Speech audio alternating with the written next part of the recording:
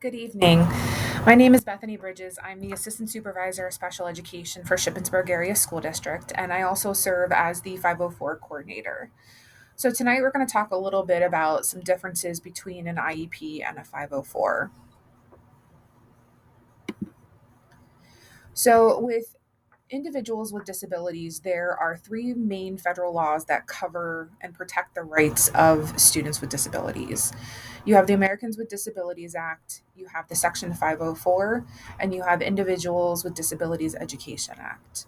Within the state of Pennsylvania, there's also two state laws that helped protect the rights of students with disabilities, and that is Chapter 14 for students in special education and Chapter 15 for students with a 504 plan.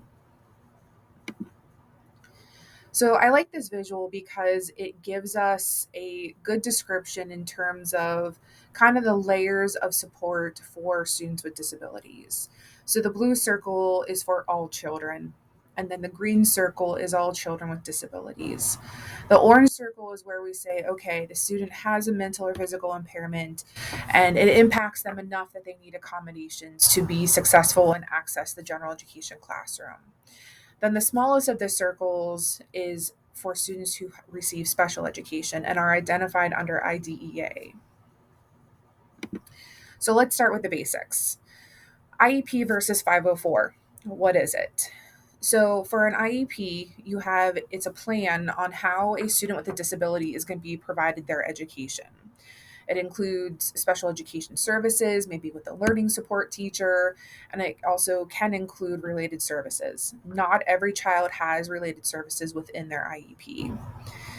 It also ensures that a child is making meaningful progress. So we look at the data with their IEP goals across every quarter, semester, trimester, whatever the school is on, to see is a student making progress.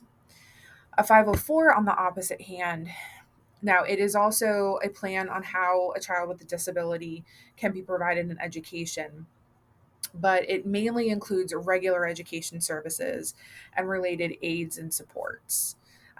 Again, it also ensures the child has the same access to the classrooms as non disabled peers. We kind of talked about this on the first slide, but for an IEP, the laws and regulations that govern this part is under IDEA, Chapter 14 in Pennsylvania, and it's much more of an administrative law, where Section 504 is much more of a civil rights and anti discrimination law. So that's covered under Section 504 of the Rehabilitation Act. It's a federal civil rights law to ensure that students with disabilities aren't discriminated against, and it's covered under a Pennsylvania Chapter 15 law. So who is eligible?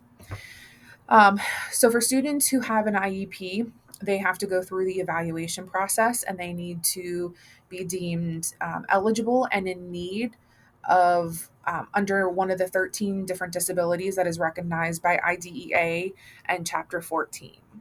The disability has to be affecting their educational performance and or their ability to learn. And then we put different supports in place to help them within the general education classroom and curriculum. The 504 eligibility is not as specific. So a child just has to have a mental or physical impairment. Typically, we require parents to turn in medical documentation that documents that mental or physical impairment. The impairment also has to affect a major life activity substantially enough that they need accommodations so their participation in the classroom is not limited. It's the same as their peers. The evaluation process also looks a little bit differently. So you're going to notice kind of a theme that under IDEA and for an IEP, there are much more strict rules that we have to follow. 504 is a little bit less formalized, and however, it is best practice that we kind of follow some of the same guidelines and regulations that are under IDEA and Chapter 14. So with a 50 or with an IEP, the parent has to provide written formal consent to an evaluation. So districts will issue a permission to evaluate or reevaluate, and the parent will sign and return that. We also have to consider multiple forms of information and data. We collect teacher input, parent input, um, curriculum-based scores such as Acadiant or iReady. It just depends on what each school district uses, as well as information from a school psychologist. The report must be completed for the evaluation within 60 calendar days of the district receiving the signed permission. It can be initiated by the school or by the parent. So for a 504 though, parent also has to consent to the evaluation, and we also have to consider multiple forms of information and data. It is not as specific in terms of the amount or quality of data that an IEP and special education evaluation require. It can also be parent and school initiated. The biggest thing with the 504 is they have to have a documented mental or physical impairment.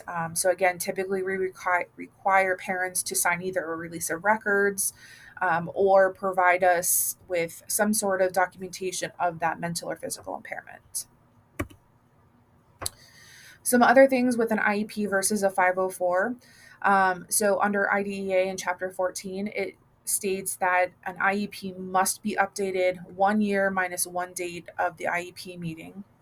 The student has to be reevaluated once every 3 years. It's 2 years if you have a diagnosis of intellectual disability. And they also determine the required team participation. So the required members are a parent, a teacher, a special education teacher, and a district administrator. 504s are not as specific. The rules and regulations just state that they require periodic reevaluations. There are no set due dates. However, within our school district, we do the best practice and we try to follow IDEA guidelines and deadlines. So keeping the 504 plans, every single year, reevaluating every 3 years, and having the same required team participation. So, what's in the plan? Again, there are going to be some similarities, but you'll notice that the IEP list is a little bit more specific and lengthy than the 504. So, IEP, the rules and regulations state that you have to have information about their academic and functional performance. They have to have IEP goals and how the progress is going to be tracked, any related services, what the educational placement is going to look like. So, how often, when, who's it going to be with, where is it going to take place, any accommodations and modifications, and participation in local and state tests. We also have to, in Pennsylvania, identify for our Penn data report the time in general education versus special education environment. And we also, for students who are 14 years and older, talk about post-secondary transition. 504, you're going to see is much less. So in the 504 plan, we put in specific accommodation supports or services. We will identify with each accommodation who is going to either be providing it or who's going to be in charge of it. Sometimes when we have students who are dismissed from special education and move to a 504 plan, you'll notice that the SCI section from the IEP is very similar to the accommodations that we will put into the 504 plan. The biggest thing is the 504 plan does not include any direct instruction on skill deficits. It can include related services. This is a district individual district determination. Under our current district, we do allow occupational therapy and physical therapy to be covered under Section 504. Parent involvement. Parent involvement for both 504 and IEP is very crucial. Based on what the laws state is for a 504, we have to just notify the parents about an evaluation or a change in placement. However, our notices don't have to be in written form. The only written form that we really need is that consent for an evaluation. Where for an IEP, we have to inform parents before any changes are implemented with a written notice, usually with a prior written notice. We have to provide them written notice for any IEP meeting, evaluations, any changes to the IEP, and should a parent want to dispute something, then there is a stay put order on what is in the IEP until that dispute resolution can be held. So then what does dispute resolution? So typically this is when a parent is not satisfied with something that either the school is providing or something that is within the documents. So for an IEP, parents have the right to a due process complaint, state complaint, mediation, and 504s, parents can have an impartial hearing if they have complaints, but the school gets to design what that looks like. Both parents can make complaints to the Office of Human Rights or the Department of Education, Office of Civil Rights.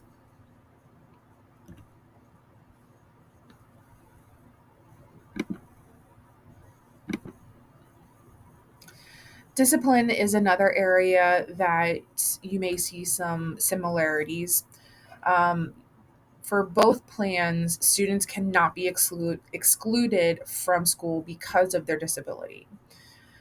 The main difference is with an IEP, the student has to be able to continue receiving a free and appropriate education while they're placed out of school for behavior. A Section 504, the student is considered a general education student, and we are not required to provide them education while they're out for behavior. If for students with a 504 or IEP, if they are suspended for more than 10 consecutive or 15 cumulative days, we have to hold a manifestation determination meeting to determine, is the student's disability the cause of their behavior, and what can we do differently so that this doesn't happen again. It could be a change in their plan, it could be some more accommodations, but it's just how can we help the student.